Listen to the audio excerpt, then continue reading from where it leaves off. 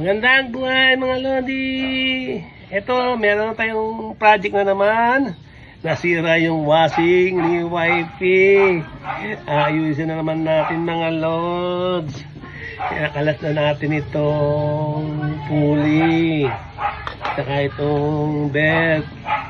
Yan. Ang kakalsin natin naman yung nagpapaikot ng washing. Magpapalit na naman tayo mga Lodi. Meron pa isang tornilyo kakalasin.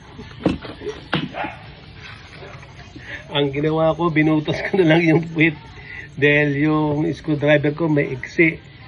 Tinanggal ko ito doon sa ilalim. Ayan o. Ayan mga Lodi, tinanggal ko na, pinutol ko na. Kung sakaling magme-maintenance ako, madali lang magtanggal nito. Ito. Ayan. Tinanggalan natin to, mayroon magdukot doon sa ilalim. Kailangan meron tayong mahabang Phillips screw. So lang wala tayong mahaba, kaya binutas na lang natin. Ayan.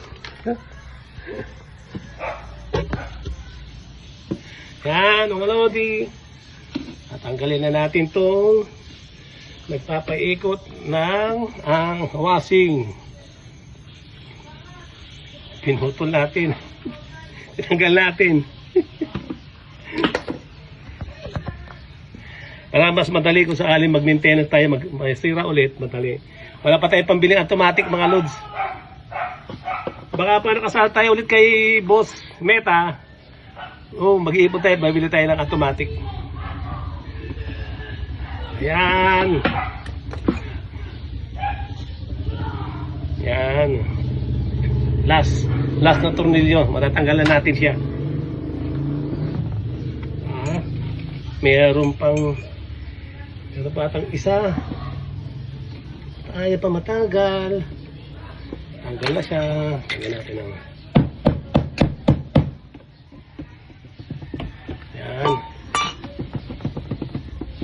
yan, tanggal na. Ito ang nasisira sa washing mga Lods, yung nagpapaikot. Yan. Yung nagpapaikot dito, yan.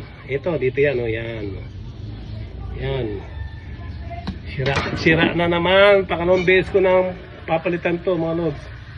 Siguro pinasok na ng tubig na wala na siya ng silyado. Yung rubber seal para hindi pumasok yung tubig. Kaya siguro nasira na siya. Kaya maingay na siya. Ayan maingay na siya. Maingay na. Ayan. Kaya bibili tayo mamaya sa mga Lodi.